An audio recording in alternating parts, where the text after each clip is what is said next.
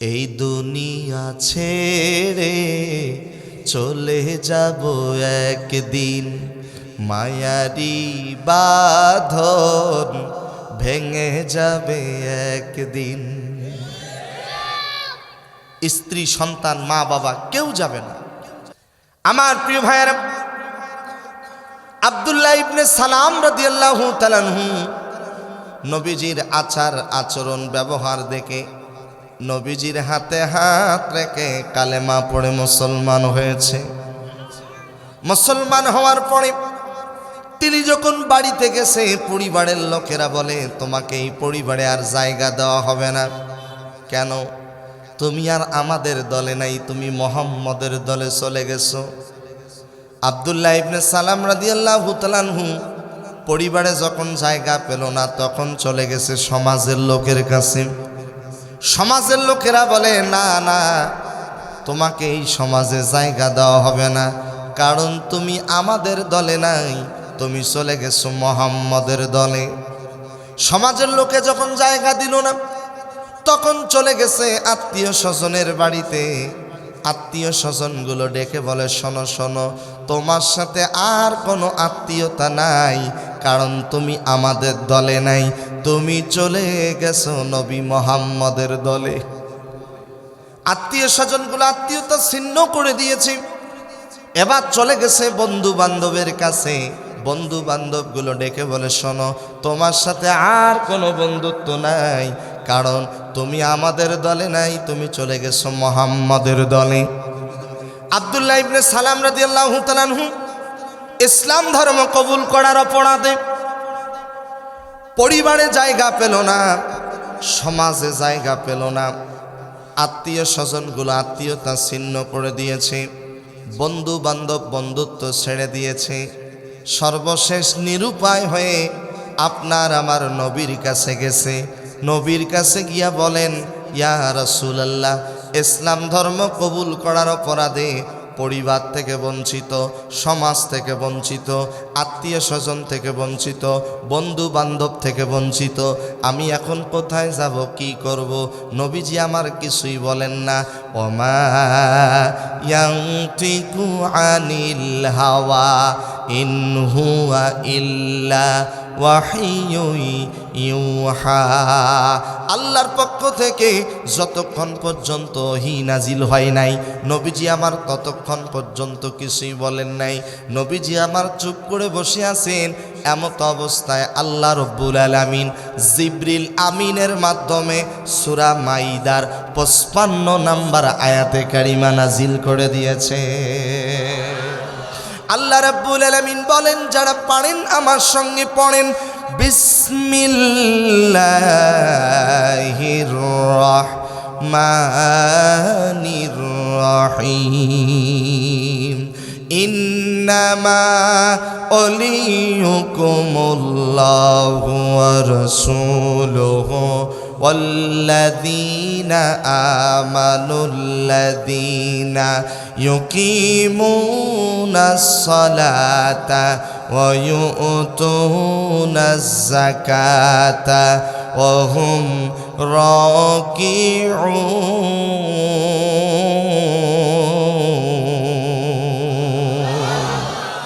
আরেকটু জোরে বলেন।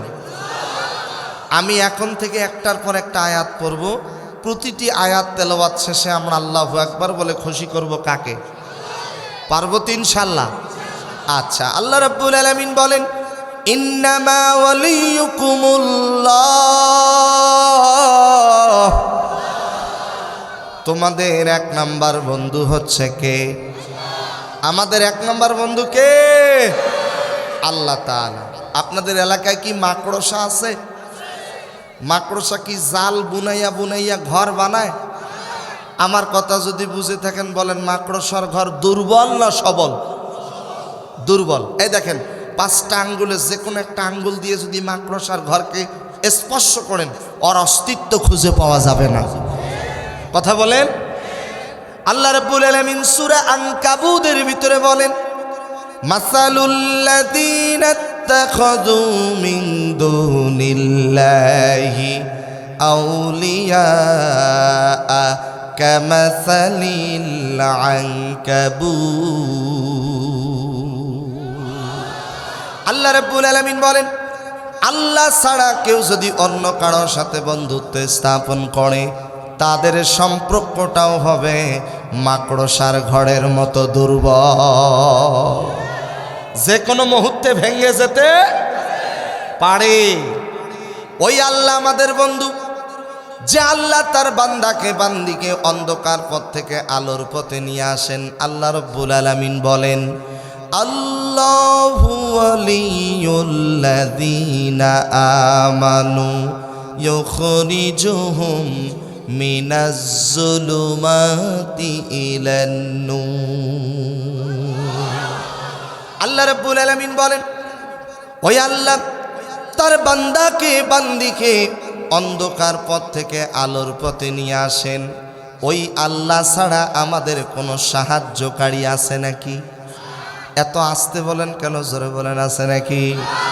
আল্লাহ রাব্বুল আলামিন বলেন, ওমা লাকুম মিন দুনিল্লাহি মিন ওয়ালিয়্যিন ওয়ালা নাসীর। পেছন থেকে আওয়াজটা একটু কম আসতেছে, সবাই ইশারা দিলে বুঝবেন যে আল্লাহু আকবার বলতে হবে। পারবেন না ইনশাআল্লাহ? কই বুঝলেন না তো? মাশাআল্লাহ। আবার কারণ আমি জানি হাড়া গাছের মানুষ ইসলাম প্রিয় মানুষ, হাড়া গাছের মানুষ তাফসীর প্রিয় মানুষ, হাড়া গাছের মানুষ উলামায়ে কেরামকে ইজ্জত দিতে জানে, সম্মান দিতে জানে। আল্লাহ যেন এই হাড়া গাছের জমিনকে ইসলামের জন্য কবুল করে নেন। আরো জোরে বলেন আমিন। আর 5-7 মিনিট গেলে দেখবেন ওই যে পেছনে 5 সেকেন্ডের জন্য তাকায় দেখেন, আর মাত্র হয়তো সম্ভবত আর 50টা লোক আসলেই কিন্তু প্যান্ডেল ভর্তি হবে। বলেন না ইনশাআল্লাহ? আমাদের বিশ্বাস মোনাজাতের আগ লোকজন আসতেই থাকবে। একটু জোরে বলবেন না? আর একটু জোরে বলেন। আপনাদের কষ্ট হচ্ছে? তাহলে বলেন, আল্লাহ ছাড়া আমাদের কেউ সাহায্যকারী আছে? আমাদের একমাত্র সাহায্যকারী কে? ও যে আল্লাহ এক, যে আল্লাহ দ্বিতীয়। যারা পারেন আমার সঙ্গে পড়েন, কুল হু আল্লাহু আহাদ আল্লাহুস সামাদ লাম ইয়ালিদ ওয়া লাম ইউলাদ ওয়া লাম ইয়াকুল লাহু কুফুয়ান আহাদ। বলেন আল্লাহু আকবার। আল্লাহ তাআলা বলেন, কুল হুয়াল্লাহু আহাদ, আল্লাহ এক, আল্লাহ দ্বিতীয়। আল্লাহুস সামাদ, তিনি কারো প্রতি মুখাপেক্ষী নন। গোটা পৃথিবীর প্রাণীগুলো আল্লাহর দিকে মুখাপেক্ষী। লাম ইয়ালিদ ওয়া লাম ইউলাদ, তিনি জন্মগ্রহণ করেন নাই, তিনি কাউকে জন্ম দেন নাই। ওয়া লাম ইয়াকুল লাহু কুফুয়ান আহাদ, জবান খুলে বলেন তো আল্লাহর সমকক্ষ পৃথিবীতে আর কেউ আছে নাকি? আরো জোরে বলেন, আছে? পৃথিবীতে নিজেকে একজন রব হিসেবে দাবি করেছিল, তার নাম কি? না, ফেরাউন ঠিক আছে, কিন্তু ফেরাউনের আসল নাম কি জানেন? না না, নমরুদ তো আলাদা। ইব্রাহিম আলাইহিস সালামের সময় আসছিল নমরুদ, আর মুসা নবীর জামানায় ফেরাউন, যার লাশটা আল্লাহ পাক শুটকি বানায়া মিশরের জমিনে রেখে দিয়েছে। নাম কি? ফেরাউনের আসল নাম হচ্ছে রামশিস। সবাই বলেন, কি বললাম? মুখস্থ করে নেন, কাজে লাগবে। ফেরাউনের আসল নাম কি? আচ্ছা হাড়া গাছের ভাইয়েরা, এবার বলেন তো ফেরাউনের জন্ম কোন দেশে? না, ইতিহাস জানেন না, এই জন্য হয়তো বলছেন ধান্দাতে যে মিশরে। ইতিহাস পড়ে দেখবেন ফেরাউনের জন্ম হলো তুরস্কে। কোন দেশে? তুরস্কে। ফেরাউনের আসল নাম রামশিস। বলেন কি নাম? রামশিস। তো ছোটতেই দুষ্ট ছিল, যুবক ভাইরা খুব মনোযোগ। আব্বা আম্মা, এখানে পেছন দিক থেকে যেন কথা না আসে, আব্বা আম্মা তার ত্যায্য পুত্র করছে। এবার বলছে যে আমি আর এই দেশে থাকবো না। রওনা দিয়েছে মিশরের দিকে। প্রতিমধ্যে রাস্তায় বাল্যকালের বন্ধুর দেখা, নাম হলো হামান। কি নাম? হামান। হামান বলছে, বন্ধু কই যাও? এই দেশে থাকবো না, মিশরে যাব। কেন? আব্বা আম্মা আমারে ত্যায্য পুত্র করছে। ফেরাউন ডাক দিয়া বলে, ও হামান, তুমি যদি আমার সাথে যেতে চাও যেতে পারো। দুই বন্ধু মিলে তুরস্ক থেকে চলে গেছে মিশরে। মিশরে যাওয়ার পরে টাকা পয়সা যা ছিল সব শেষ। খাবে কি, যাবে কোথায়? তরমুজের ক্ষেতের মালিককে গিয়া বলে, ও তরমুজের ক্ষেতের মালিক, আমাদের টাকা দেওয়া লাগবে না, আমাদেরকে কাজ দেন, কাজের বিনিময়ে শুধু একটু থাকার জায়গা দিবেন এবং খাবার দিবেন। তরমুজের ক্ষেতে কাজ শুরু করলাম। কিছুদিন পরে মিশরের পত্রিকায় ঘোষণা হয়ে গেল যে মিশরের সরকারি গোরস্থানের একজন দারোয়ান নিয়োগ দেওয়া হবে। হামান ডাক দিয়ে বলে, বন্ধু দেরি করিও না, তুমি হলেও হতে পারো সরকারি গোরস্থানের দারোয়ান। অ্যাপ্লাই করেছে, সরকারি গোরস্থানের দারোয়ান হয়েছে। অনেক লম্বা ঘটনা। সরকারি গোরস্থানের দারোয়ান যখন হয়েছে, এমত অবস্থায় একটা মহামারী দেখা দিয়েছে। আমাদের বাংলাদেশে কিছুদিন আগে একটা মহামারী হয়ে গেছে, যদি জানা থাকে বলেন তো নাম কি ছিল? Corona virus. এই করোনা ভাইরাস আইসা আমাদেরকে শিক্ষা দিয়েছে, পৃথিবীতে কেউ কারো আপন নয়। বাবার লাশ পড়ে আছে, সন্তান বাবার লাশের কাছে যাওয়ার সাহস পায় না। এরকম ঘটনা ঘটে নাই? আমার ভাইয়েরা, বাবার লাশ পড়ে আছে, লাশও ধরার সাহস পায় না। এমনকি জানাজার নামাজ পর্যন্ত কেউ উপস্থিত হতে চায় নাই। কথা বলেন। এমন মরণ মাহুলা তুমি কাউরে দিও না, এমন মরণ মাহুলা তুমি। সকল গুনাহ থেকে তোমার কাছে চাইতেছি পানা, সকল গুনাহ থেকে তোমার কাছে চাইতেছি পানা।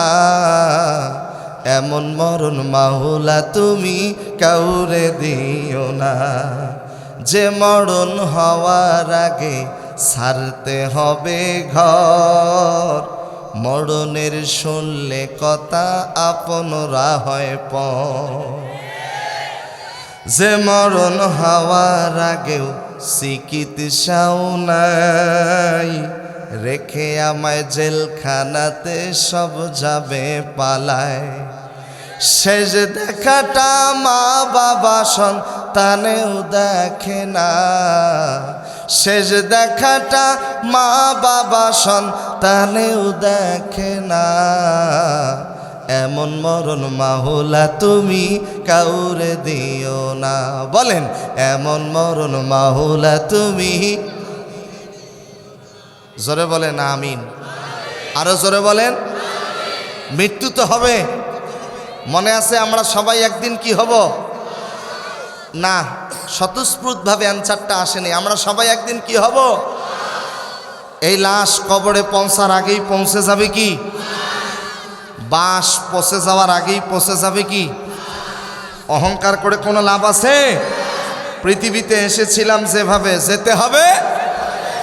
সরকারি গোরস্থানের দারোয়ান হয়েছে কে? এই তো মনে আছে। আচ্ছা, এরপরে একটা মহামারী দেখা দিছে। ওই মহামারীটার নাম হলো প্লেগ মহামারী। কি মহামারী? প্লেগ মহামারী। এই মহামারীতে লাশের সিরিয়াল। হামান এসে বলতেছে, বন্ধু যদি পেছনের লাশটা আগেই দাফনের ব্যবস্থা করো, বিনিময়ে তোমারে ঘুষ নিয়ে দেব। পৃথিবীর ইতিহাসে সর্বপ্রথম ঘুষ খেয়েছে মিস্টার ফেরাউন হামান। আজও যারা বাংলাদেশে ঘুষ খায় তাদের চরিত্র হলো মিস্টার হামান ফেরাউনের মতো। এত আস্তে বললেন, ঠিক কথাটাও কি একটু জোরে বলা যায় না? ঠিক। ঘুষখোর যেখানে, ব্যাস, ঘুষখোরের সাথে আমাদের কোনো সম্পর্ক। মান তাশাব্বাহা বিকওমিন ফাহুয়া মিনহুম। দুনিয়াতে যার সাথে যার মহাব্বত, কিয়ামতে তার সাথে তার। আপনি ঘুষখোরের সাথে সম্পর্ক রাখবেন, আপনার হাসর নাসর হবে ওই ঘুষখোরের সাথে। কথা বলেন না কেন? কোনো বেনামাজির সাথে আমাদের কোনো সম্পর্ক। এমনও দেখেছি এই 16-17 বছর তাফসির মাহফিল করতে গেলেও নাকি টেবিলের নিচ দিয়ে ওসি সাহেবকে ঘুষ দেওয়া লাগতো। আর এখনকার ওসি সাহেবরা ঘুষ নেওয়া তো দূরের কথা, হুজুররা যদি থানায় যায় আগে চেয়ার ছেড়ে দিয়ে কয়, স্যার হুজুর চা খাবেন না কফি খাবেন? বলেন না আলহামদুলিল্লাহ। আরেকটু জোরে বলেন। আল্লাহ আমাদের সবাইকে কবুল করুন। আরেকটু জোরে বলেন আমিন। আমার প্রিয় ভাইয়েরা, মিস্টার হামান বলতেছে, বন্ধু পেছনের লাশটা যদি আগেই দাফনের ব্যবস্থা করে দাও, বিনিময়ে তোমারে ঘুষ নিয়ে দেব। এরপরে ঘুষের টাকা যখন বেড়ে গেছে, হামান ডাক দিয়ে বলে, বন্ধু এই টাকাগুলো বসায় রেখো না, টাকাগুলো সুদের উপরে ছেড়ে দাও। পৃথিবীর ইতিহাসে সর্বপ্রথম সুদের উপর টাকা ছেড়ে দিয়েছে মিস্টার ফেরাউন হামান। আজও যারা বাংলাদেশে গঙ্গাচড়া থানায়, হাড়াগাছ থানায়, কাউনিয়া থানায়, রংপুর জেলায় যারা সুদের ওপর টাকা ছেড়ে দেয়, তাদের চরিত্র হলো মিস্টার হামান ফেরাউনের চরিত্রের মতো। জবান খুলে বলেন তো, আমাদের সমাজে সুদখোর আছে না নাই? আরো জোরে বলেন। আবার সুদখোর যারা, তারাই আবার মসজিদ কমিটির সভাপতি, সেক্রেটারি। কথা কন? হ্যাঁ, মন খারাপ করবেন না ভাই। সপ্তাহে 6 দিন নামাজ পড়ে না, জুমার নামাজে সামনের কাতারে। ইমাম সাহেব যদি 5 মিনিট নামাজ দেরি করা পড়ে, চোখ রাঙ্গিয়ে কথা বলে। ইমাম মানে প্রেসিডেন্ট, ইমাম মানে বাদশা, ইমামের ক্ষমতা আছে 5 মিনিট নামাজ পড়ে শুরু করার, কিন্তু ইমামকে ধমক দেওয়ার দুঃসাহস আল্লাহ তোমারে দেয় নাই। দিয়েছে নাকি?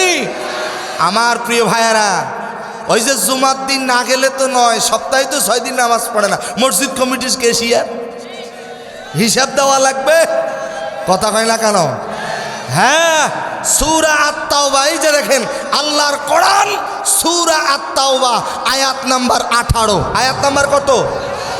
মুখস্থ করে নিয়ে নেন, বাড়িতে গিয়ে দেখবেন যেই মসজিদ কমিটির ভিতরে 5টা দায়িত্ব কর্তব্য আছে, তাদেরকেই কমিটি হিসাবে বহাল রাখবেন। নাম্বার 1, 1 নম্বরে ওই মসজিদ কমিটির সভাপতি, সেক্রেটারি, সদস্য যারা হবে, ওয়াকামাস সালাতা, অবশ্যই 5 ওয়াক্ত নামাজি হতে হবে। এই পেছনে যাও, একদম কথা বলবো না। শুধু তাকবীর দেবে। আল্লাহ যেন ওকে পরিপূর্ণ সুস্থতার নেয়ামত দান করেন। আরেকটু জোরে বলেন। তাহলে বলেন, বেনামাজি যেখানে, বেনামাজির সাথে আমাদের কোনো সম্পর্ক। আর দেখবেন সুদের উপর দেখলে টাকা ছেড়ে দেয় রে ভাই, বিশাল বড় বড় পেট, কোলাকুলি করতে যাবেন বুক পর্যন্ত পাওয়া যায় না, পেট দিয়েই শেষ। কথা কন? এরকম চরিত্রের কিছু লোক আমাদের সমাজে আছে না নাই? তাহলে কি আমার সাথে আপনারা একমত আছেন? দেখবেন যেই লোকটা নড়াচড়া করবে, এদিক সেদিক তাকাবে, গন্ডগোল করবে, মাহফিল থেকে উঠে যাবে, ওর চরিত্রটা সুদখোরের চরিত্রের সাথে মিল আছে। কোন সুদখোরের সাথে আমাদের কোনো সম্পর্ক থাকবে? এবার আসেন ছোট্ট একটা হাদিস বলি, আমার দিকে তাকান প্লিজ। বাবা, আল্লাহ নবী সাল্লাল্লাহু আলাইহি ওয়াসাল্লাম বলেছেন, সুদের গুনাহের 70টি স্তর আছে। কয়টি? 70টি স্তর। সর্বনিম্ন স্তর হলো আপন মায়ের সাথে জেনা করা। যুবক বোঝেন নাই, এই জন্য নাউজুবিল্লাহ বলেন। একটু জোরে বলেন নাউজুবিল্লাহ। আর একটু জোরে বলেন। মায়ের মতো আপন পৃথিবীতে আর কেউ আছে? তাহলে ফেরাউনের বন্ধুর নাম কি? মাশাআল্লাহ। আর আমাদের 1 নাম্বার বন্ধুর নাম কি? এই তো কাজে লাগছে। মনে আছে আজকের আমার আলোচনার সাবজেক্ট প্রকৃত বন্ধু কে? প্রকৃত বন্ধু কারা? তাহলে 1 নাম্বার প্রকৃত বন্ধু কে? আল্লাহ পাক। আমার প্রিয় ভাইরা, অনেক লম্বা ঘটনা, লম্বা করব না, তবে সংক্ষিপ্তভাবে বলি, একটু মনোযোগ দিয়ে শুনতে হবে। এখানে যারা আছেন বাবা একটু মনোযোগ। আল্লাহর নবী সাল্লাল্লাহু আলাইহি সাল্লামের হাদিস থেকে কয়েকটা হাদিস বলবো, একটু মনোযোগ দিয়ে শুনবেন। তবে যতটুকুন জেনেছি শুনেছি, আজকের মাহফিলে পুরুষদের থেকে মা বোনেদের উপস্থিতি অনেক বেশি আছে না? মা বোনদের ব্যাপারে কিছু বলার দরকার আছে না নাই? আমি বলবো, বলেন ইনশাআল্লাহ। 6 প্রকার নারী সরাসরি জাহান্নামে যাবে, কোনো প্রশ্ন করা হবে না। এই 6 প্রকার নারী কারা কারা জানার দরকার আছে না নাই? বুখারীর হাদিস থেকে বলবো, বুখারীর হাদিস, খুব মনোযোগ। আল্লাহ তাআলা 10 প্রকার নারীকে ভালোবাসেন। কয় প্রকার? 10 প্রকার নারীকে আমার আল্লাহ পাক ভালোবাসেন। এরপরে নবীজির হাদিস থেকে আরেকটা হাদিস বলবো। আমার নবী বলেছেন, যতগুলো নারী জান্নাতে যাবে, 5 জন নারী সবার আগে জান্নাতে প্রবেশ করবে। এই 5 জন নারী কারা কারা আমি নাম সহকারে বলবো, রেফারেন্স সহকারে ইনশাআল্লাহ। মা বোনদের কিছু আলোচনা শোনা দরকার। আম্মা জান আয়েশা সিদ্দিকা রাদিয়াল্লাহু তাআলা আনহাকে আল্লাহ তাআলা 10টা মুজিজা দান করেছিলেন। কয়টা? কোন নারী? আম্মা জান আয়েশা সিদ্দিকা রাদিয়াল্লাহু তাআলা আনহা। বলেন না সুবহানাল্লাহ। মা বোনদের এই পয়েন্টগুলো বলবো, যুবক ভাইয়ের একটু মনোযোগ দিয়ে কথাগুলো শুনতে হবে। আমার কলিজার টুকরা মুরব্বি বাবাজিরা যারা আছেন একটু মনোযোগ। মিস্টার ফেরাউন সুদের উপর টাকা ছেড়ে দিয়েছে, চক্রবৃদ্ধি হারে সুদের উপর টাকা ছেড়ে দিয়েছে। সুদের টাকা, ঘুষের টাকা গরিব দুঃখীদেরকে দান করে। হঠাৎ করে একজন এমপির ইন্তেকাল হয়ে গেল। মন্ত্রীর ইন্তেকালে হামান ডাক দিয়া বলে, বন্ধু তুমি নির্বাচন করো। নির্বাচনে দাঁড়িয়ে গেল, আর ওই সুদের টাকা, ঘুষের টাকা জনগণের কাছে বিলাতে লাগলো। আমাদের সমাজে কিছু লোক দেখবেন সুদের টাকা, ঘুষের টাকা দিয়ে ভোট কিনে নেয়। কথা কন, পরিষ্কার ভাষায় বলে দেই, কোন বেনামাজির সাথে আমাদের কোনো সম্পর্ক থাকবে? থাকবে? ইহুদি নাসারা যারা, তারা আমাদের কখনো বন্ধু হতে পারে? কয়েকদিন আগে ভারতের মুখ্যমন্ত্রী হুমকি দিয়েছে, বাংলাদেশকে দেখে ছাড়ব। আবার কলকাতা হাই কমিশনার অফিসে, বাংলাদেশ হাই কমিশন অফিসে, দিল্লিতে বাংলাদেশ হাই কমিশনার অফিসে হামলা করা হচ্ছে। তারা আমাদের কখনো বন্ধু হতে পারে না। গত পরশুদিন সোশ্যাল মিডিয়ায় আপনারা দেখেছেন, একটি দুবাইগামী বিমান, একজন প্রবাসী অসুস্থ হয়েছে, কলকাতায় দিল্লিতে ল্যান্ডিংয়ের জন্য অনুমতি চেয়েছে। তারা নাম ঠিকানা যখন নিয়েছে, দেখেছে মুসলমান, অনুমতি দেয় নাই। তারা কখনো আমাদের বন্ধু হতে পারে? জোরে বলেন, পারে? আমার ভাইরা খুব মনোযোগ। এক পর্যায়ে মন্ত্রী হয়ে গেছে। মন্ত্রী হওয়ার পরে কিছুদিন পরে প্রধানমন্ত্রীর ইন্তেকাল। এরপরে নিজেকে প্রধানমন্ত্রী হিসেবে দাবি করলো, প্রধানমন্ত্রী হয়ে গেছে। প্রধানমন্ত্রী হওয়ার পরে কিছুদিন পরে নিজেকে রব হিসেবে দাবি করেছে। নাউজুবিল্লাহ বলেন।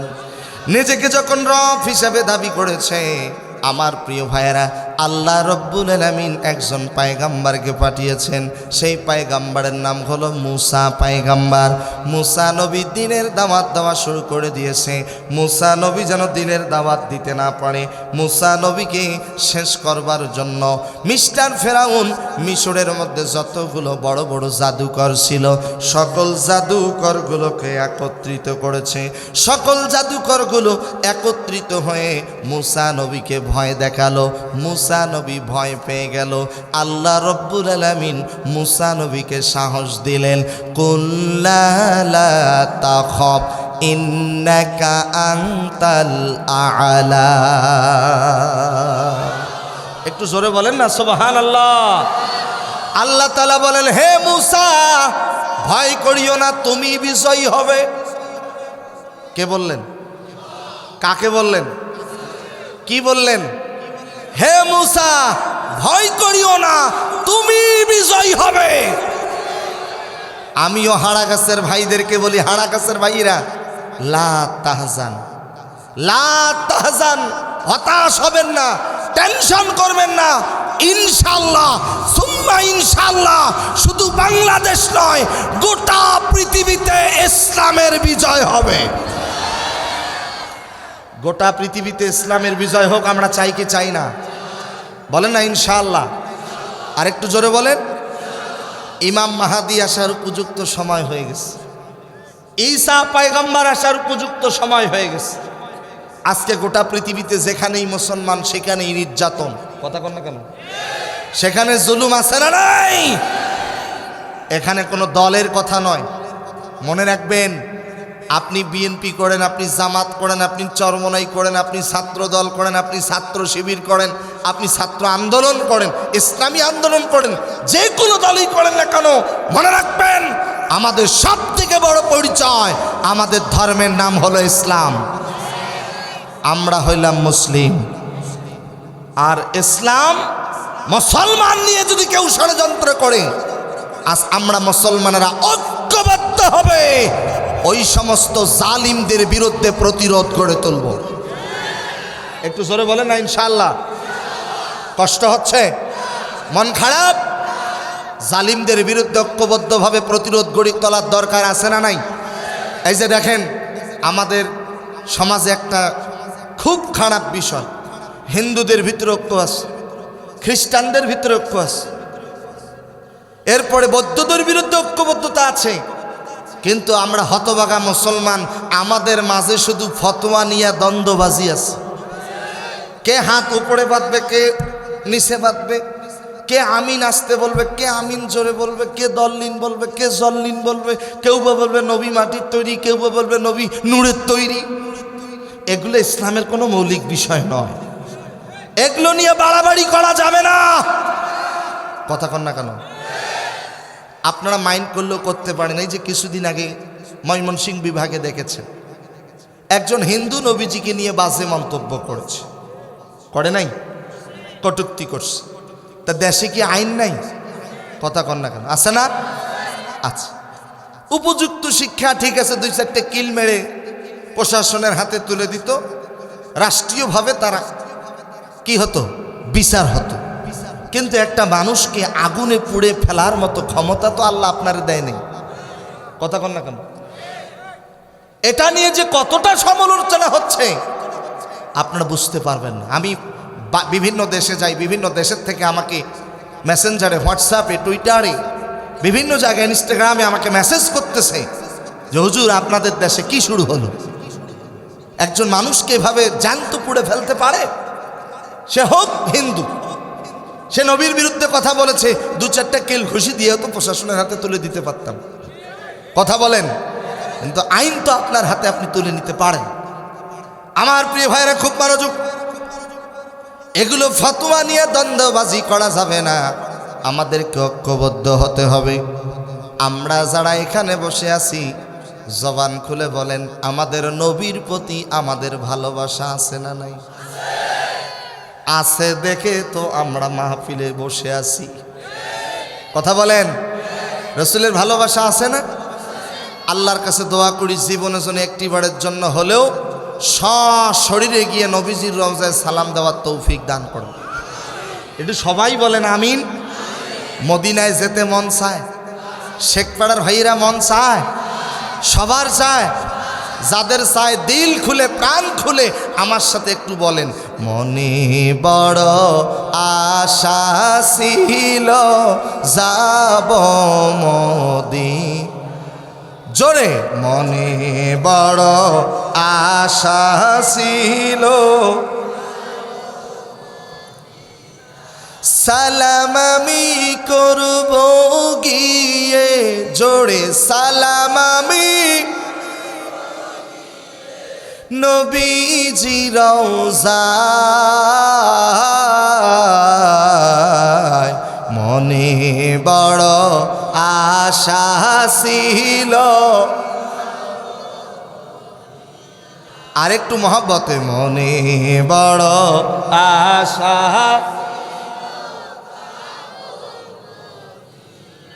আল্লাহ তাআলা যেন জীবনে একটিবারের জন্য হলেও আল্লাহ তাআলার মেহমান করে মক্কা মদিনায় যাওয়ার তৌফিক দান করেন। একটু সবাই মহব্বতে বলেন আমিন। আমরা এখান থেকে রসুলের রওজায় সালাম পৌঁছাবো, আল্লাহ যেন পৌঁছায়া দেয়। একটু জোরে বলেন। আমি লিখিব চিঠি দেব তোমায়, পাখি পৌঁছে দিও রওজা।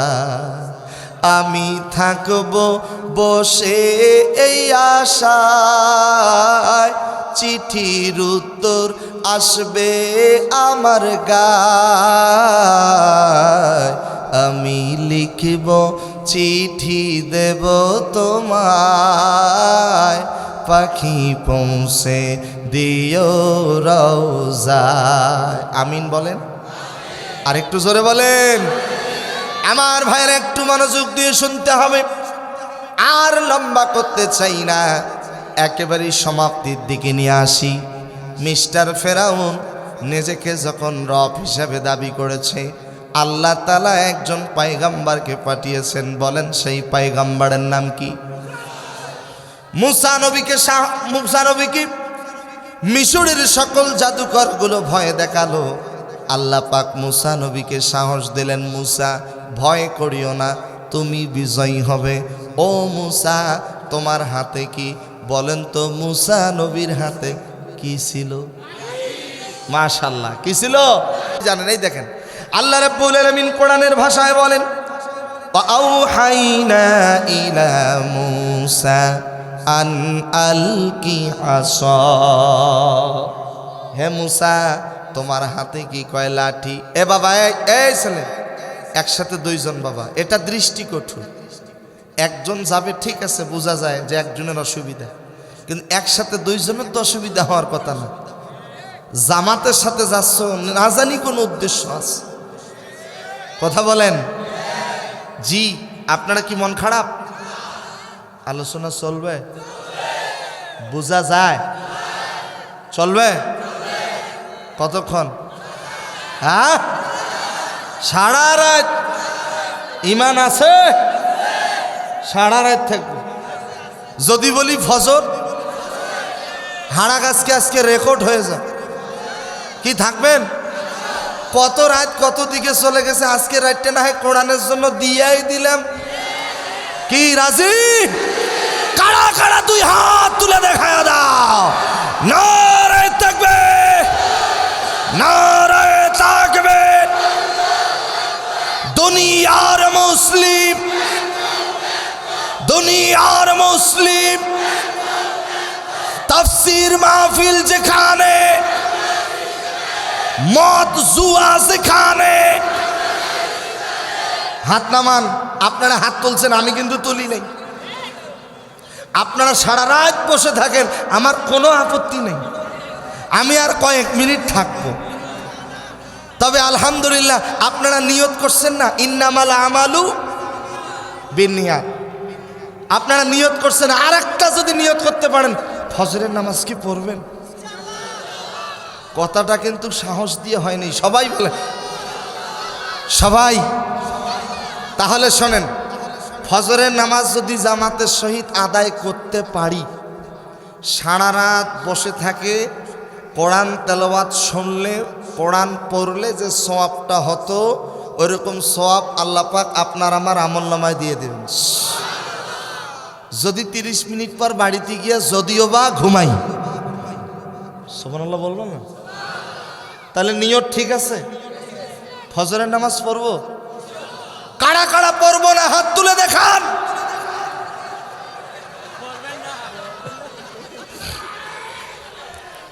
আমি মাঝে মাঝে একটু উল্টা প্রশ্ন করব, মাঝে মাঝে একটু উল্টা প্রশ্ন।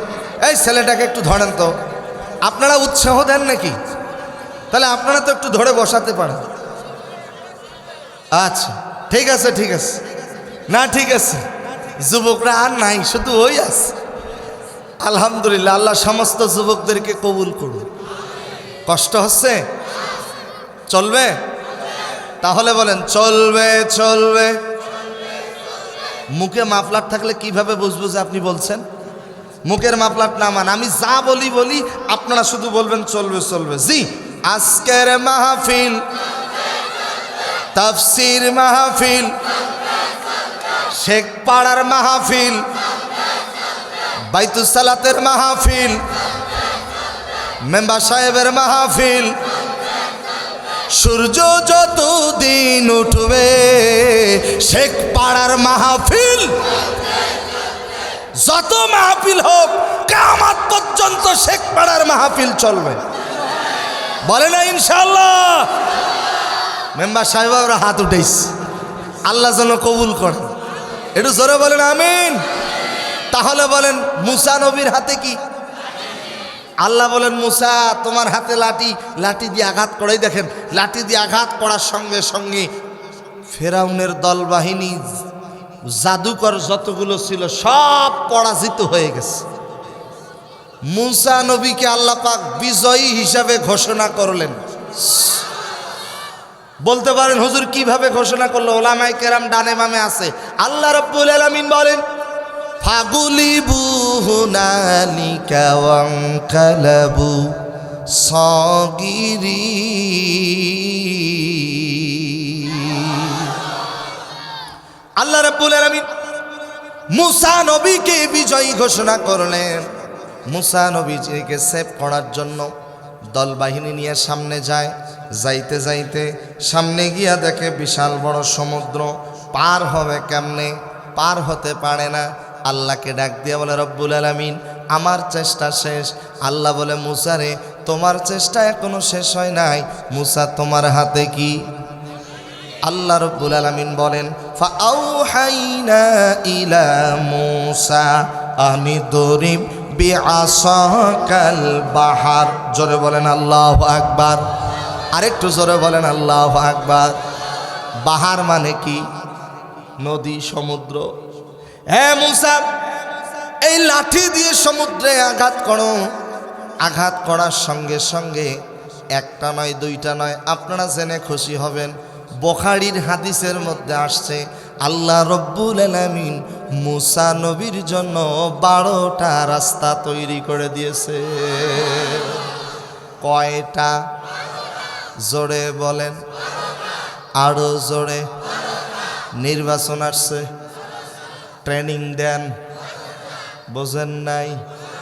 হ্যাঁ, কয়টা? 12টা রাস্তা আল্লাহ বানাই দিছে। মুসা নবী তার দল বাহিনী নিয়া ওই 12টা রাস্তা দিয়া রওনা করেছে। আমার দিকে তাকান, ফেরাউন হামান দৌড়ে এসে দেখে সমুদ্রের মাঝখানে 12টা রাস্তা। আশ্চর্য হয়ে গেছে। হামান ডাক দিয়া বলে বন্ধু যদি তুমি মুসারে আটকাতে চাও এই রাস্তা দিয়ে দৌড়াতে হবে। ফেরাউন এবার বলতেছে না না এই রাস্তা দিয়ে যাওয়া যাবে না। তফসিরের মধ্যে এসেছে ফেরাউন বলছে ও হামান এই রাস্তাটা আমাদের রাস্তা নয় রে পাগলা, এই রাস্তাটা হলো মুসার রাস্তা। আর একটু জোরে বলেন কার রাস্তা? আরো জোরে বলেন।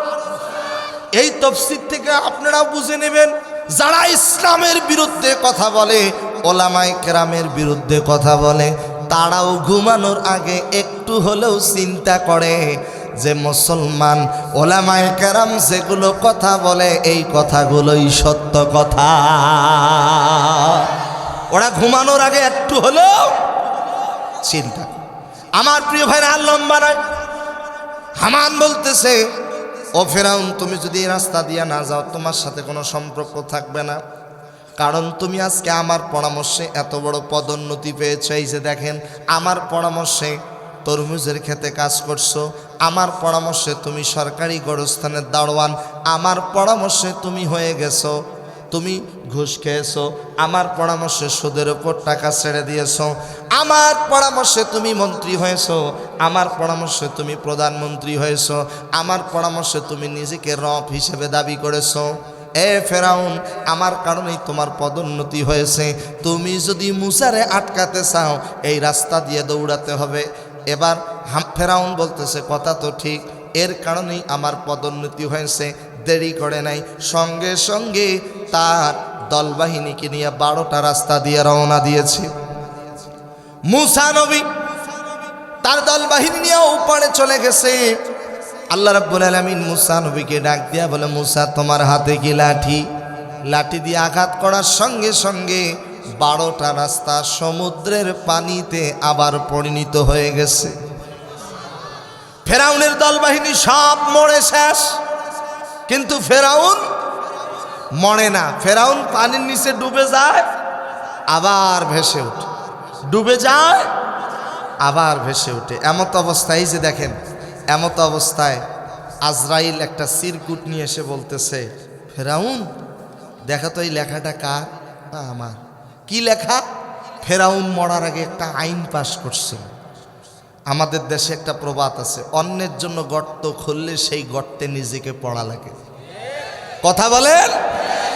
তার বাস্তব উদাহরণ গেল 16-17 বছর স্বৈরাচারী শাসককে আপনারা দেখেছেন, যে ডিজিটাল আইনে আইন পাশ করছে, সেই ডিজিটাল আইনেই তার ফাঁসির রায় দেওয়া হয়েছে।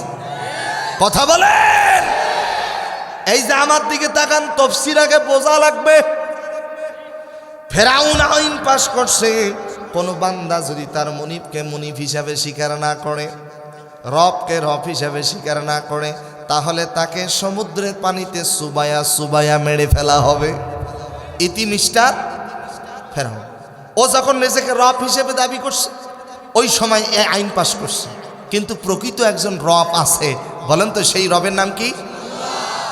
ফেরাউন যখন বুঝতে পারছে না, আমারও তো একজন রব আছে, এবার ফেরাউন চালাকি কইরে বলতেছে, বনি ইসরায়েলরা যে আল্লাহর প্রতি ঈমান আনছে, আমি ওই আল্লাহর প্রতি ঈমান আনলাম।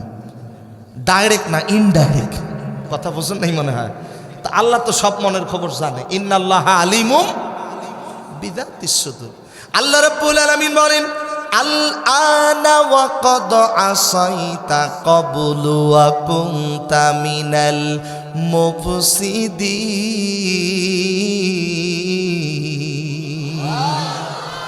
ও ফেরাউন, তুমি তো আগে অস্বীকারীর মধ্যে ছিলে, অতএব তোমার মৃত্যু ছাড়া আর কোনো উপায় নাই। ফেরাউনের মৃত্যু হয়ে গেছে। ওই ফেরাউনের লাশটা আজও মিশরের জমিনে আছে না নাই? আরো জোরে বলেন, আছে না নাই? ও মরার আইন মরার আগেই পাশ করে গেছে। 16-17 বছরের স্বৈরাচারী শাসক যে ডিজিটাল পদ্ধতিতে আইন পাশ করছে, 2024 সালে ছাত্র গণহত্যার দায়ে তারই ফাঁসির রায় কার্যকর করা হয়েছে। এখন বাংলাদেশের মানুষ শুধু অপেক্ষা করতেছে কখন আসবে আর ফাঁসির দৃশ্যটা দেখবে। মরার আগে আইন পাশ করছে। অন্যের জন্য গর্ত খুললে সেই গর্তে নিজেকেই পড়তে হয়। আমার কথা যদি বুঝে থাকেন, আপনারা খুব চালাক মানুষ, বলেন তো ফেরাউনের বন্ধুর নাম কি? জোরে বলেন, কি নাম? হামানের পরামর্শে পদোন্নতি হয়েছে, আবার হামানের পরামর্শে সমুদ্রে গিয়া কি দিল? জীবন দিল। কি দিল? এই জন্য বন্ধুত্ব নির্বাচন করতে গেলে সতর্কভাবে করতে হবে। প্রিয় কলিজার টুকরা যুবক ভাইরা, আমাদের 1 নাম্বার বন্ধু হবে কে? জোরে বলেন। আল্লাহর সাথে বন্ধুত্ব স্থাপন করতে গেলে শর্ত হলো 4টা। কয়টা? 4টা। 1 নম্বরে কোরআন পড়তে হবে। 2 নম্বরে এই কোরআন শুধু পড়লেই হবে না, এই কোরআনটা আপনাকে আমাকে বুঝতে হবে। 3 নম্বরে, পেছন দিক থেকে বলছে মনোযোগ দিয়ে, 2 নম্বরে কোরআন, 3 নম্বরে কোরআন মানতে হবে, 3 নম্বরে কোরআন, 4 নম্বরে কোরআন পরিবারে, সমাজে, রাষ্ট্রের ভিতরে মানাতে। এবার আসেন, নামাজ পড়া ফরজ, যাকাত দেওয়া ফরজ, জীবনে টাকা থাকলে একবার হজ করাও, কোরআন আল কারিমের শিক্ষা অর্জন করাও। আপনারা জানেন আজকের এই মাহফিল থেকে 2 জন হাফেজে কোরআনের মাথায় পাগড়ি দেওয়া হয়েছে। সুবহানাল্লাহ বলেন। কিয়ামতের ময়দানে একজন হাফেজে কোরআনকে বলা হবে, পড়তে থাকো, চড়তে থাকো। সুবহানাল্লাহ বললেন না? পড়তে থাকো, চড়তে থাকো। এখন বলতে পারেন হুজুর পড়বে কি আর চড়বে কি? একটা আয়াত পড়বে আলিফ লাম মিম, 2 নম্বর আয়াত যালিকাল কিতাবু লা রাইবা ফি হুদাল লিল মুত্তাকিন। 2টি আয়াত পড়বে, 2 তলা বাড়ি আল্লাহ তাআলা তাকে উপহার দান করুন।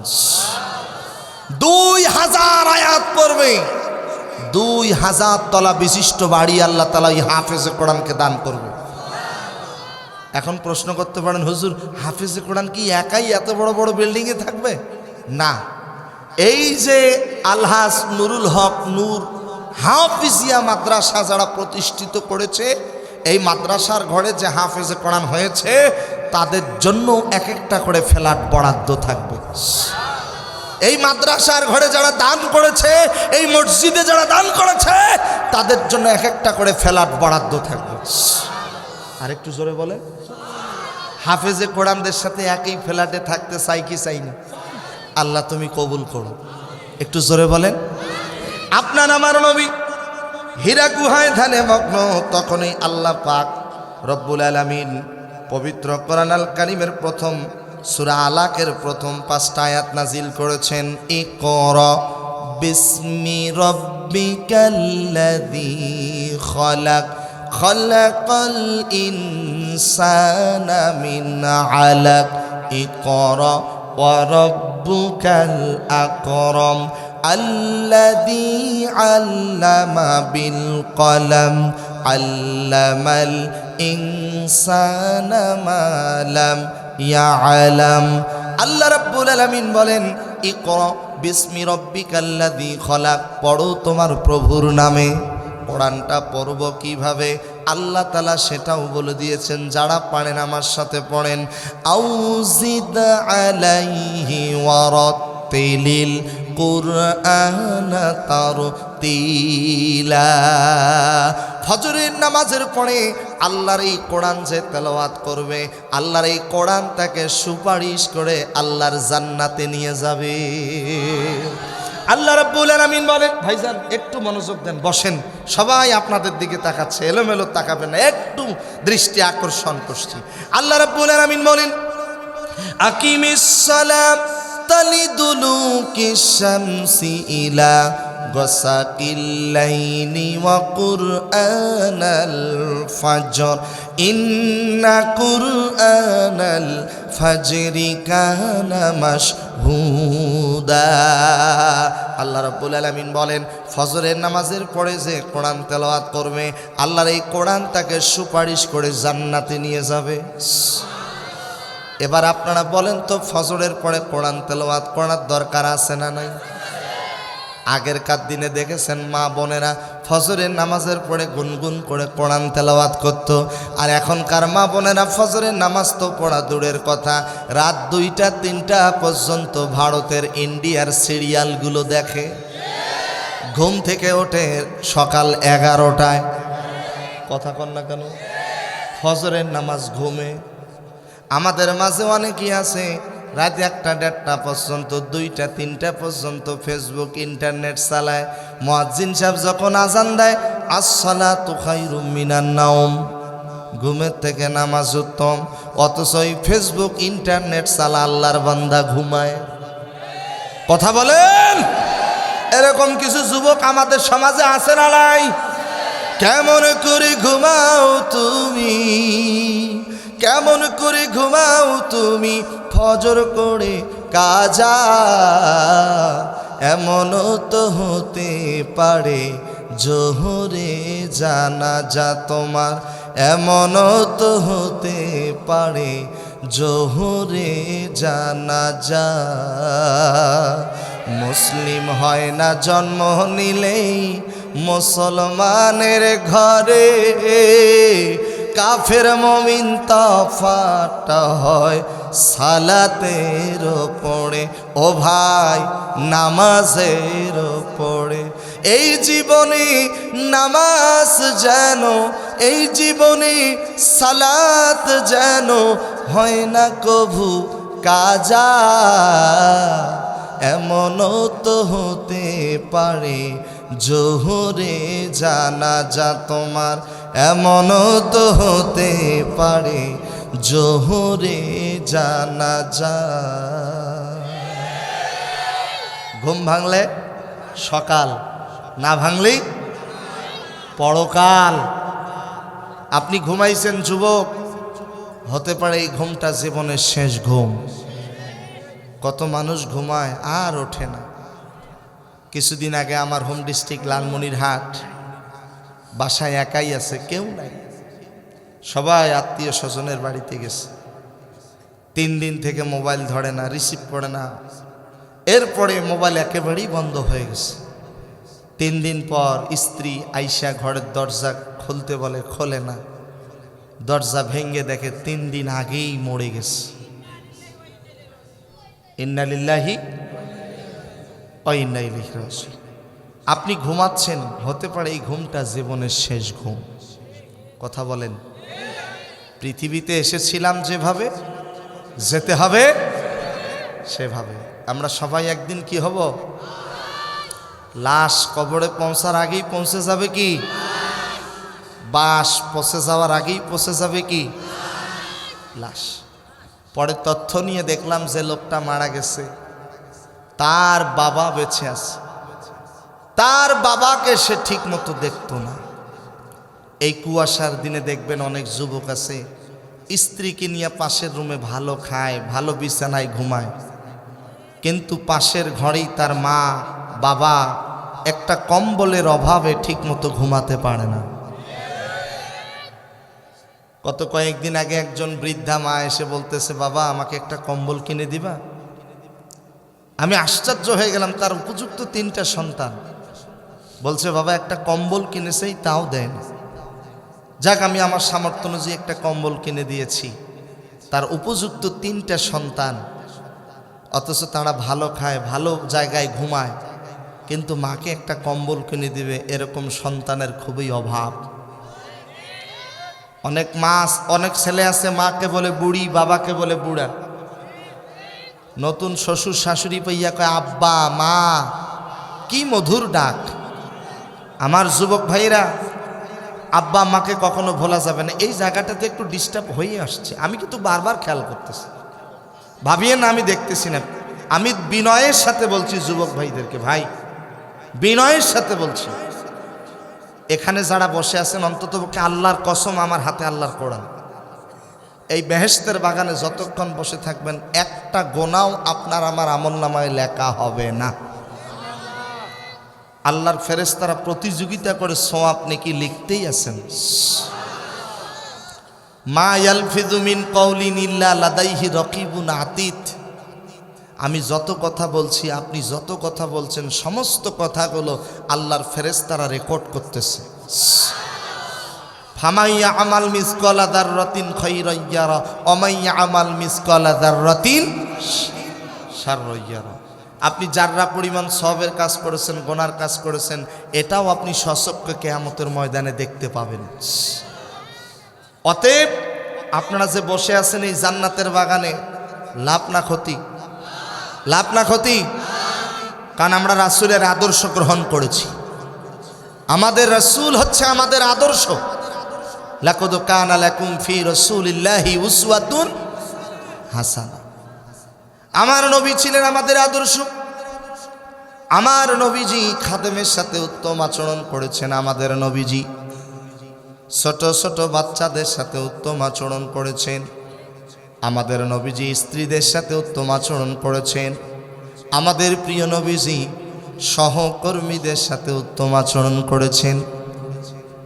নবীজি সাহাবীদেরকে নিয়ে একসাথে খেজুর খায়। আমার দিকে তাকান, নবীজির পাশেই বসেছে নবীজির জামাতা, নাম হলো হযরত আলী। নবীজি খেজুর খায়, হযরত আলীও খেজুর খায়, অন্যান্য সাহাবীরা সবাই খেজুর খায়। খেজুরগুলো খেয়ে বেশিগুলো আটিগুলো সবাই সামনে রাখে, কিন্তু হযরত আলী খেজুর খায়, আটিগুলো বেশিগুলো সামনে রাখে। আপনার আমার নবী খেজুর খায়, কিন্তু আটিগুলো বেশিগুলো নিজের সামনে না রেখে হযরত আলীর সামনে রাখে। এদিক থেকে কথা আসতেছে, প্রচুর ডিস্টার্ব। এতটা ভাবিনি শেখপাড়ার যুবকরা একটু আমাকে পরিবেশ দেবে। আবারও কথা বলছে, দেখেন প্লিজ ভাই, কাম টু মাই পয়েন্ট। একটু এদিকে তাকান। ওখানে কি বাদাম নাকি? ব্যবসা করার জায়গা সব জায়গাতেই আছে। আচ্ছা ঠিক আছে, আমি দেখতেছি। আলহামদুলিল্লাহ, বলেন আলহামদুলিল্লাহ। আমি আপনাদেরকে নিয়ে আর দেরি করতে চাই না, আমি একদম শেষ পর্যায়ে চলে আসছি, আমি আলোচনাটার ফিনিশিং দিচ্ছি। আমাদের 2 নাম্বার বন্ধু জনাবে মোহাম্মদ রাসূলুল্লাহ সাল্লাল্লাহু আলাইহি সাল্লাম সেই নবীজির আদর্শ গ্রহণ করত। নবীজি সাহাবীদের সাথে উত্তম আচরণ করেছেন। নবীজি খেজুর খায়, আটিগুলো বিচিগুলো হযরত আলীর সামনে রাখে। কিছুক্ষণ পরে খেজুর খাওয়া শেষ, নবীজি ডাক দিয়া বলে, আমার সাহাবীরা দেখো দেখো, আল্লাহ আমাকে একটা জামাই দিছে, খাদক জামাই, খালি খায় আর খায়। সবার সামনে অল্প বেশি, আর আমার জামাই আলীর সামনে ডাবল বেশি। হযরত আলী ডাক দিয়া বলেন, ইয়া রাসূলুল্লাহ, আপনি তো আমার থেকেও বড় খাদক। নবীজি বলে, কেমনে? হযরত আলী বলেন, ইয়া রাসূলুল্লাহ, একসঙ্গে খেজুর খাওয়া শুরু করে দিয়েছি, সবার সামনে বেশি আছে, আপনার সামনে কোনো বেশি নেই, আটি নেই, আপনি আটি সহ খাইছেন। সুবহানাল্লাহ বলেন। কি সুন্দর রসিকতা! আমার নবীজি সহকর্মীদের সাথে উত্তম আচরণ করেছেন। আমার নবীজি স্ত্রীদের সাথে উত্তম আচরণ করেছেন। আমার নবীর স্ত্রী ছিলেন 11 জন, দাসী ছিলেন 2 জন। স্ত্রী কয়জন? 11, দাসী। নবীজির স্ত্রীদের মাঝে একদিন ঝগড়া লেগেছে। এ বলে আমি নবীজিকে বেশি ভালোবাসি, ও বলে না আমি নবীজিকে বেশি ভালোবাসি। ঠিক ওই মুহূর্তে নবীজি চলে আসছে। নবীজিকে ডাক দিয়া বলে, ইয়া রাসূলুল্লাহ, আপনি আপনার কোন স্ত্রীকে বেশি ভালোবাসেন? তাড়াতাড়ি উত্তর দেন, অ্যান্সার দেন। নবীজি একটু হিকমত অবলম্বন করলেন। উদউ ইলা সাবিলি রব্বিকা বিল হিকমা। নবীজি হিকমত অবলম্বন করে বললেন, আমি আমার কোন স্ত্রীকে বেশি ভালোবাসি এই উত্তর আমি এখন দেব না, আগামীকাল সকালবেলা দেব। এই কথা বলে নবীজি চলে গেলেন। রাত যখন গভীর হয়ে গেছে, নবীজি একটা খেজুরের পোটলা, খেজুরের ব্যাগ হাতের মধ্যে নিয়ে প্রত্যেকটা স্ত্রীর ঘরে গেছে। সবার ঘরে গিয়া এক এক করে সবার হাতে 2টা করে খেজুর দিয়েছে। এক এক করে সবার কাছ থেকে ওয়াদা নিয়েছে, কেউ যেন কাউকে এই 2টা খেজুরের কথা না বলে। পরদিন সকাল হয়ে গেছে।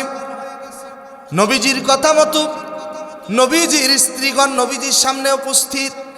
সবাই নবীজির দিকে তাকায় আছে, না জানি নবীজি কোন স্ত্রীর কথা বলে। মা খাদিজা ইন্তেকাল করেছে, না জানি খাদিজার কথা বলে নাকি। হঠাৎ করে আমার নবীজি সাহাবীদেরকে স্ত্রীদের উদ্দেশ্যে বলেন, ও আমার স্ত্রীগণ শোনো, গতকাল রাত্রে তোমরা প্রশ্ন করেছো আমি আমার কোন স্ত্রীকে বেশি ভালোবাসি। আমি উত্তর দিচ্ছি, অ্যান্সার দিচ্ছি, শুনে নাও। গতকাল রাত্রে আমি নবী মোহাম্মদ যার ঘরে গিয়া 2টা খেজুর দিয়েছি, তারে আমি সব থেকে বেশি ভালোবাসি। বলেন তো নবীজি সবাইকে কয়টা করে খেজুর দিয়েছে? সবাই মাথা নিচু করে মুস্কি মুস্কি হাসে, কারো কথা কাউরে বলে না। সুবহানাল্লাহ বলবেন না? কারো কথা কাউরে বলে না, কারণ নবীজি সবার কাছ থেকে ওয়াদা নিছে, কারো কথা কাউরে বলা। সবাই মাথা নিচু করে হাসে, আরে নবীজি আমারে 2টা দিছে, এও বলে আমারে 2টা দিছে। সবাই খুশি। নবীজির স্ত্রীদের সাথে উত্তম আচরণ করেছেন। একটু জোরে বলবেন না সুবহানাল্লাহ। আমার নবীজি ছোট ছোট বাচ্চাদের সাথে উত্তম আচরণ করেছেন। নবীজির 2 জন নাতি ছিল, নাম হলো ইমাম হাসান এবং হুসাইন রাদিয়াল্লাহু তাআলা আনহুমা। একদিন হুসাইন নবীজিকে প্রশ্ন করে, ওগো নবীজি বলেন তো আপনি বেশি দামি না আমি বেশি দামি? নবীজি ডাক দিয়ে বলে, হুসাইন রে, তোমার থেকে আমার দাম আল্লাহর কাছে অনেক বেশি। হুসাইন বলে, না না না না, আপনার থেকে আমার দাম আল্লাহর কাছে অনেক বেশি। নবীজি বলে, কেমনে? হুসাইন এবার বলতেছে, না না, আমি আপনাকে 2-3টা প্রশ্ন করব, অ্যান্সার দিতে হবে। নবীজি বলে ঠিক আছে। হুসাইন ডাক দিয়ে বলে নানা বলেন তো আপনার বাবার নাম কি? নবীজি বলে আমার বাবার নাম আব্দুল্লাহ। হুসাইন বলে নানা আপনার বাবার নাম আব্দুল্লাহ, আগে পরে কোনো টাইটেল আছে নাকি? কোনো টাইটেল নাই। আপনি কি জানেন আমার বাবার নাম কি? আমার বাবাকে আল্লাহ তাআলা গোটা পৃথিবীর কাফেরদের জন্য বাঘ হিসাবে পাঠিয়েছেন। আমার বাবার নাম হচ্ছে আলী কাররামাল্লাহু ওয়াজহাহু। ও নানা বলেন তো আপনার বাবার দাম বেশি না আমার বাবার দাম বেশি? নবীজি ডাক দিয়ে বলে হুসাইন রে, আমার আল্লাহর কাছে আমার বাবা আব্দুল্লাহ থেকে তোমার বাবা আলীর দাম অনেক বেশি। এবার ইমাম হুসাইন ডাক দিয়ে বলে নানা বলেন তো আপনার মায়ের নাম কি? নবীজি বলে আমার মায়ের নাম আমেনা। হুসাইন ডাক দিয়া বলে নানা আপনার মায়ের নাম আমেনা, আগে পরে কোনো টাইটেল আছে নাকি? কোনো টাইটেল নাই। আপনি কি জানেন আমার মায়ের নাম কি? আমার মায়ের টাইটেল সম্পর্কে আপনার জানা আছে কি না? আমার মা হচ্ছে জান্নাতের মহিলাদের সর্দারিনী। আমার মা বিশ্ব নবীজির কন্যা। আমার মায়ের নাম খাতুনে জান্নাত ফাতেমাতুজ জোহরা রাদিয়াল্লাহু তাআলা আনহা। ও নানা বলেন তো আপনার মায়ের দাম বেশি না আমার মায়ের দাম বেশি?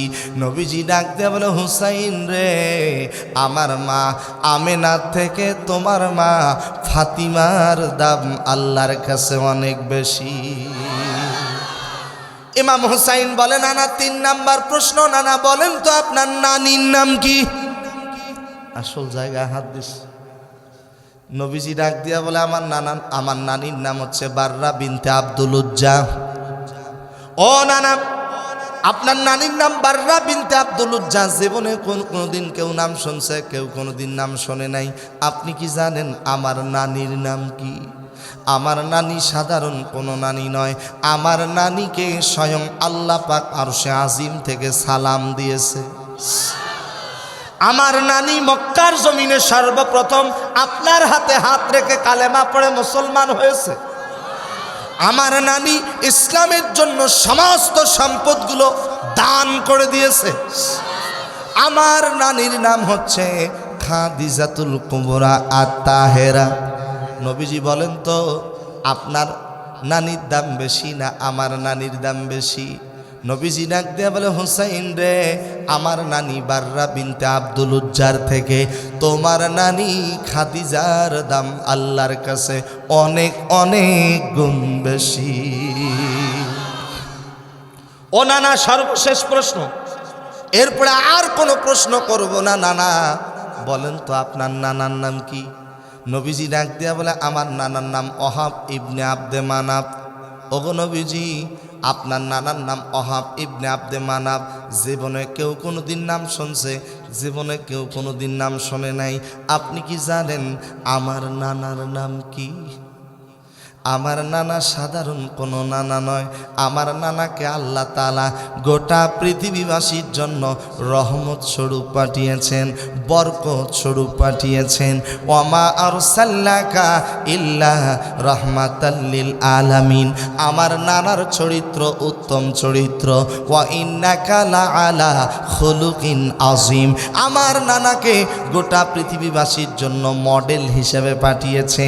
লাকাদ কানা লাকুম ফি রাসূলিল্লাহি উসওয়াতুন হাসানা। ও নানা আপনি কি জানেন আমার নানার নাম কি? আমার নানারে গাছে চেনে, মাছে চেনে, পশু পাখি সবাই চেনে। আমার নানা কাফেরদের জন্য রহমত, পশু পাখিদের জন্য রহমত। আমার নানার নাম দুলালে আমিনা সাইয়্যিদুল মুরসালিন আস-সাকালাইন। রহমতের নবী জনাবে মুহাম্মাদুর রাসূলুল্লাহ সাল্লাল্লাহু আলাইহি ওয়াসাল্লাম। এই কথা বলার সঙ্গে সঙ্গে আমার নবীজি ইমাম হুসাইনকে কোলের মধ্যে জড়ায় ধরে বলতেছে, নাতি রে আজকে আমি তোমার কাছে হেরে গেলাম, তুমি জিতে গেছো। আর একটু জোরে বলেন। আমার নবীজি ছোট ছোট বাচ্চাদের সাথে উত্তম আচরণ করেছেন। এবার আসেন আমার নবীজি ইয়াতিমদের সাথে উত্তম আচরণ করেছেন। ঈদের দিন নবীজি ঈদের নামাজ পড়ার জন্য যাচ্ছে। যাওয়ার সময় আম্মা জান আয়েশাকে বলেছে, আয়েশা রে, আজকে ঈদের মাঠ থেকে আসার সময় তোমার জন্য হাদিয়া নিয়ে আসবো। কি নিয়ে আসবো? হাদিয়া, গিফট, উপহার। নবীজি ঈদের নামাজে যাচ্ছে, প্রতিমধ্যে রাস্তায় দেখে ছোট্ট একটা বাচ্চা চোখের পানি ছেড়ে দিয়া কাঁদে। নবীজি বাচ্চাটার কাছে গিয়া বলেন, বাবা তুমি কাঁদো কেন? ছোট্ট বাচ্চাটা কেঁদে কেঁদে বলে, আমি কেন কাঁদি এই কথা মুহাম্মাদুর রাসূলুল্লাহ সাল্লাল্লাহু আলাইহি সাল্লাম নবী ছাড়া আমি কাউরে এ কথা বলবো না। নবীজি বলে, ও বাবা, তুমি যে নবীজিকে খুঁজতেছো, আমি সেই নবী মুহাম্মদ, বলো কি বলবা? ছোট্ট বাচ্চাটা কেঁদে কেঁদে বলে, আমার বাবার কিছুদিন আগে ইন্তেকাল হয়েছে, আমার মায়ের অন্য আর এক জায়গায় বিবাহ হয়েছে, কিন্তু আমার ওই বাবা আমাকে মেনে নেয় না। আমার মা আমাকে বুঝিয়ে বুঝিয়ে বলেছে, বাবারে তোমাকে এমন একজন সন্তান, এমন একজন নবীর খোঁজ দেব যেই নবী জন্মের আগেই তার বাবাকে হারিয়েছে। এ বাবা, জন্মের কিছুদিন পরেই ওই নবীজি তার মাকে হারিয়েছে। ওই নবীর কাছে যদি যাও, ওই নবীজি তোমাকে খালি হাতে ফিরাইয়া দিবে না। ওই নবীর নাম হচ্ছে মুহাম্মাদুর রাসূলুল্লাহ সাল্লাল্লাহু আলাইহি ওয়াসাল্লাম। এই কথা শুনে নবীজি সঙ্গে সঙ্গে বাচ্চাটাকে কোলের মধ্যে নিয়ে আবার ঈদের মাঠে না গিয়ে বাড়িতে ফিরে গেছে। আম্মা জান আয়েশার দরজায় গিয়ে নক করে বলে, আয়েশা রে, ও আয়েশা, দরজা খুলে দাও, তোমার জন্য গিফট, উপহার, হাদিয়া নিয়ে এসেছি। আম্মা জান আয়েশা এসে দরজা খুলে দেখে নবীজির কোলের মধ্যে ছোট্ট একটা বাচ্চা। নবীজি ডাক দেয়া বলে, আয়েশা রে, এই বাচ্চাটা আজকের থেকে তোমারে মা বলে ডাক দেবে, আর আমি মুহাম্মদ রে বাবা বলে ডাক দেবে।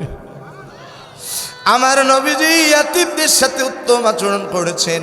ফাআম্মাল ইয়াতীমা ফালা তাকহার ওয়া আম্মাস সাইলা ফালা তানহার। ও আমার ভাইরা, অনেকে আছে এতিমের সম্পদ জোর করে দখল করে থাকে, এতিমের সম্পদ জোর করে দখল করে নেয়। আমি আপনাদেরকে বিনয়ের সাথে বলবো, এতিমদেরকে কখনো ধাক্কা দিয়েন না, এতিমদেরকে কখনো মারধর করিয়েন না। আজকের এই জান্নাতের বাগানে, বেহেশতের বাগানে দেখতে চাই কারা কারা ইয়াতিম, কার কার বাবা মারা গিয়েছে। আমার বাবা নাই, আমি হাত উঠাইছি। যাদের আব্বা নাই, একটু ডান হাতগুলো তুলে দেখাবেন। আল্লাহর ফেরেশতারা ভিডিও করে নিচ্ছে। রব্বুল আলামিন আল্লাহ তাআলা এই শেখপাড়া তাফসীর মাহফিলে যারা আমরা হাত উঠিয়েছি, আমাদের আব্বা যাদের কবরে চলে গেছে, আজকের এই মাহফিলের উসিলায় আমাদের বাবার কবরের আযাব তুমি মাফ করে দাও। আওয়াজ দিয়ে জোরে বলেন আল্লাহুম্মা আমিন। হাত নামান। কার কার বাবা নাই, কার কার মা নাই, একটু হাতগুলো তুলে দেখাবেন। কার কার মা মারা গিয়েছে, কার কার মা নাই?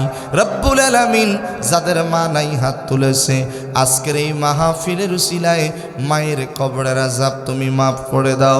মায়ের কবরগুলোকে জান্নাতের বাগান বানায়া দাও। আওয়াজ দিয়া জোরে বলেন আল্লাহুম্মা আমিন। হাত নামান। এবার আমি দুইটা হাত দেখব যাদের মাও নাই বাবাও নাই। এরকম সন্তান কারা কারা আছে, মা বাবা দুজনের একজনও বেঁচে নাই?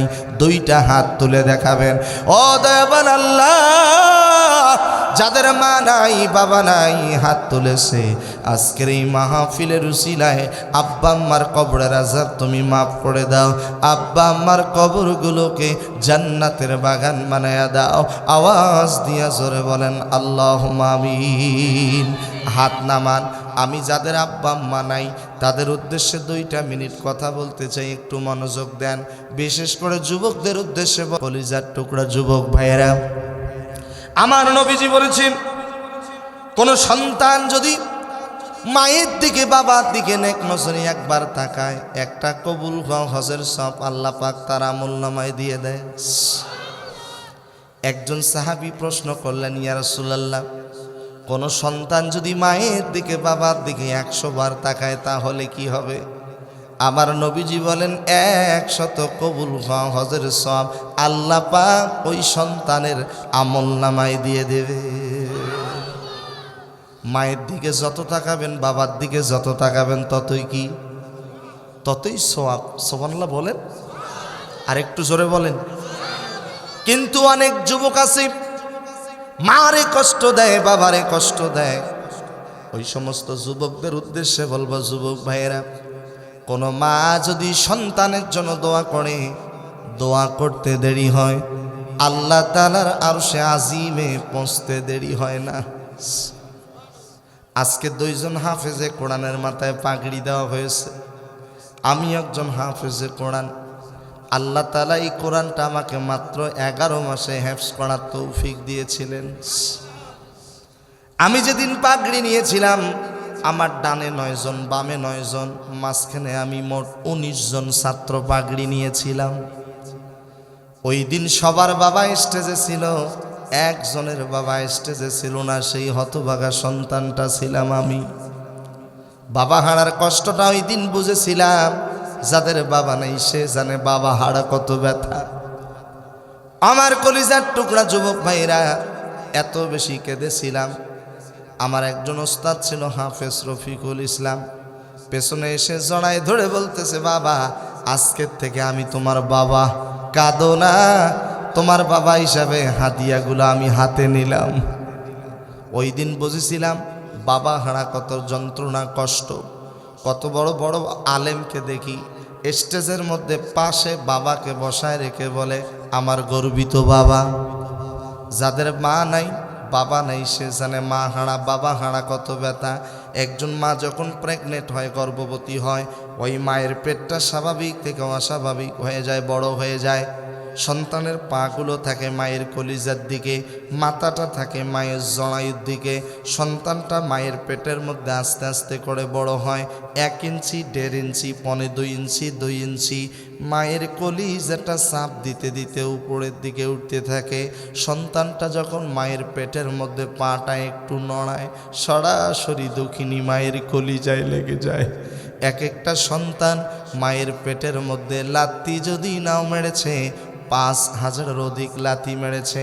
এই যে মেম্বার সাহেব, এই যে হুজুররা বসে আছে, আমি আছি, আপনারা সবাই আছেন, সবাই কিন্তু মায়ের পেটের মধ্যে 5000-এর অধিক লাথি দিয়া এই পৃথিবীতে এসেছি।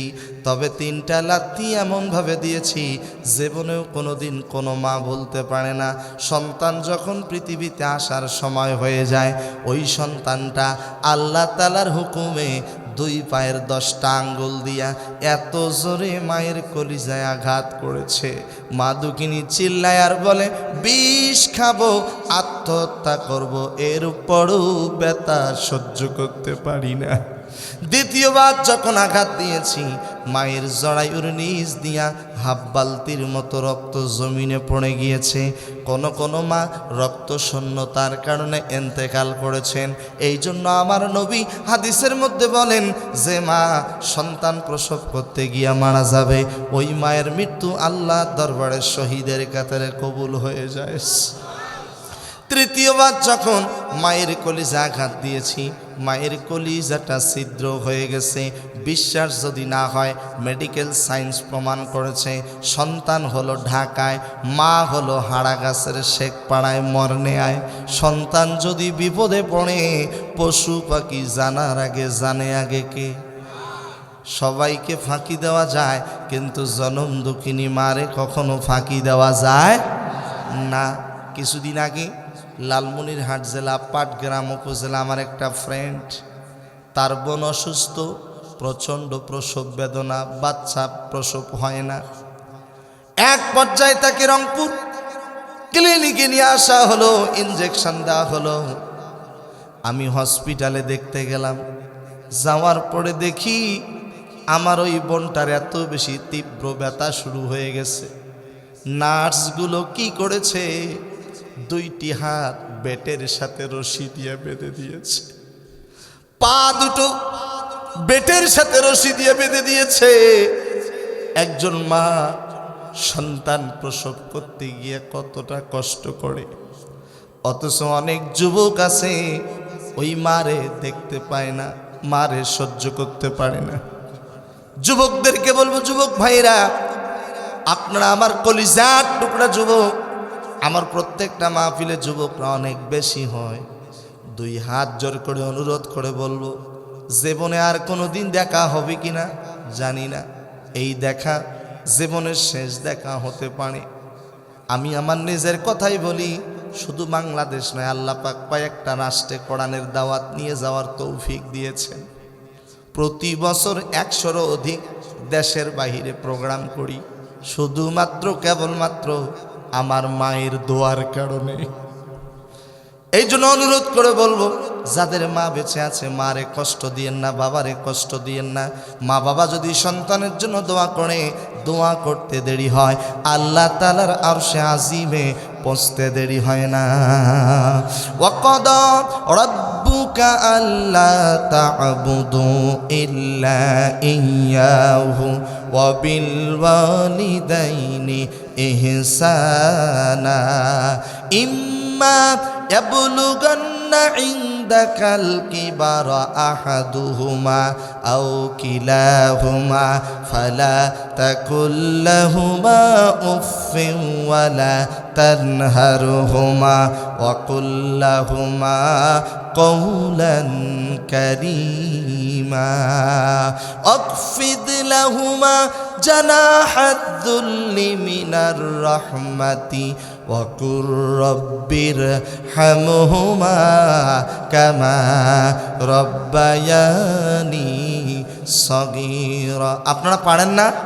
তাহলে বলেন, রব্বির হামহুমা কামা।